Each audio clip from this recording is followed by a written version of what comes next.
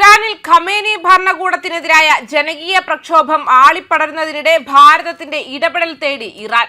ആഭ്യന്തര കലാപം രൂക്ഷമാകുന്ന സാഹചര്യത്തിൽ ഇന്ത്യയുടെ ഇടപെടൽ ആവശ്യപ്പെടുകയാണ്. ലോക സമാധാനത്തിനും ക്ഷേമകാര്യങ്ങൾക്കും പ്രാധാന്യം നൽകി ഇന്ത്യ മുന്നോട്ടു പോകുന്ന സമയത്താണ് സുരക്ഷാ കാര്യങ്ങൾ ചർച്ച ചെയ്യാൻ വേണ്ടി വിളിച്ചത്. ഇറാൻ വിദേശകാര്യമന്ത്രി സയ്യിദ് അബ്ബാസ് അരാക്ചി ഇന്ത്യൻ വിദേശകാര്യമന്ത്രി എസ് ജയശങ്കറെ ഫോണിൽ വിളിച്ച് നിലവിലെ സാഹചര്യങ്ങളാണ് ചർച്ച ചെയ്തത്. ഇറാനിലെ സംഭവ വികാസങ്ങൾ ഗൗരവത്തോടെ നിരീക്ഷിക്കുകയാണെന്ന് എസ് ജയശങ്കർ എക്സിലൂടെ വ്യക്തമാക്കിയിട്ടുണ്ട്. ഇറാനിൽ നടക്കുന്ന പ്രക്ഷോഭത്തിൽ കൊല്ലപ്പെട്ടവരുടെ എണ്ണം 2500 കടന്നതോടെ മേഖലയിൽ അനിശ്ചിതത്വം മുറുകുകയാണ്. ഈ പശ്ചാത്തലത്തിലാണ് ഇറാൻ വിദേശകാര്യമന്ത്രി ഭാരതത്തിന്റെ സഹായവും പിന്തുണയും തേടി ഡോക്ടർ എസ് ജയശങ്കറെ ബന്ധപ്പെട്ടത്. ഇറാനിലും പരിസര പ്രദേശങ്ങളിലും മാറിക്കൊണ്ടിരിക്കുന്ന സാഹചര്യങ്ങൾ ഇരുവരും വിശദമായി ചർച്ച ചെയ്തു. ദേശീയ താൽപര്യങ്ങൾക്കും പൗരന്മാരുടെ സുരക്ഷയ്ക്കും മുൻഗണന നൽകിക്കൊണ്ട് ഇറാൻ വിഷയത്തിൽ ഭാരതം കരുതലോടെയുള്ള നീക്കങ്ങളാണ് നടത്തുന്നത്. ഇറാനിലുള്ള മുഴുവൻ ഭാരതീയരോടും രാജ്യം വിടാൻ ഇന്ത്യൻ എംബസി ഇതിനകം നിർദ്ദേശം നൽകിയിട്ടുണ്ട്. ലഭ്യമായ വിമാന സർവീസുകൾ ഉപയോഗിച്ച് വിദ്യാർത്ഥികളും തീർത്ഥാടകരും ബിസിനസ്സുകാരും എത്രയും വേഗം മടങ്ങണം. പ്രതിഷേധ മേഖലകളിൽ നിന്നും വിട്ടുനിൽക്കണമെന്നും യാത്രാരേഖകൾ എപ്പോഴും കൈവശം വയ്ക്കണമെന്നും നിർദ്ദേശമുണ്ട്. എംബസിയുമായി നിരന്തരം സമ്പർക്കം പുലർത്താനും വിവരങ്ങൾ കൈമാറാനും വിദേശകാര്യ മന്ത്രാലയം ആവശ്യപ്പെട്ടു. ഇറാനിൽ കുടുങ്ങിക്കിടക്കുന്ന കാശ്മീരി വിദ്യാർത്ഥികളുടെ സുരക്ഷയിൽ ആശങ്ക പ്രകടിപ്പിച്ച് ജമ്മു കാശ്മീർ സ്റ്റുഡൻസ് അസോസിയേഷൻ രംഗത്തെത്തിയിട്ടുമുണ്ട്. ഇറാനിലെ വിവിധ സർവകലാശാലകളിൽ പഠിക്കുന്ന കാശ്മീരി വിദ്യാർത്ഥികളെ എത്രയും വേഗം നാട്ടിലെത്തിക്കാൻ നടപടി സ്വീകരിക്കണമെന്ന് പ്രധാനമന്ത്രി നരേന്ദ്രമോദിയോടും വിദേശകാര്യമന്ത്രിയോടും അവർ അപേക്ഷിച്ചു. ഇന്റർനെറ്റ് വിച്ഛേദിക്കപ്പെട്ടതും തെരുവുകളിലെ അക്രമങ്ങളും വിദ്യാർത്ഥികളുടെ ജീവിതം ദുസ്സഹമാക്കിയിരിക്കുകയാണ്.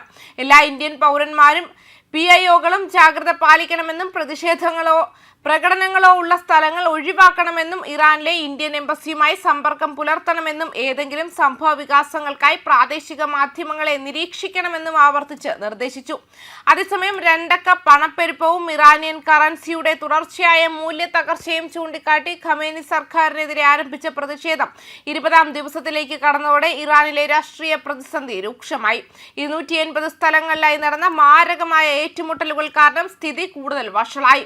മരണസംഖ്യ 2500 ഉയർന്നു. ചൊവ്വാഴ്ച US പ്രസിഡന്റ് ഡൊണാൾഡ് ട്രംപ് പ്രതിഷേധക്കാരോട് അവരുടെ സ്ഥാപനങ്ങൾ ഏറ്റെടുക്കാൻ ആഹ്വാനം ചെയ്തു. പിന്നോട്ടു പോകരുതെന്ന് അവരോട് ആവശ്യപ്പെട്ടു. കൂടുതൽ വിശദാംശങ്ങൾ നൽകാതെ സഹായം വഴിയിലാണെന്ന് അദ്ദേഹം പറഞ്ഞു.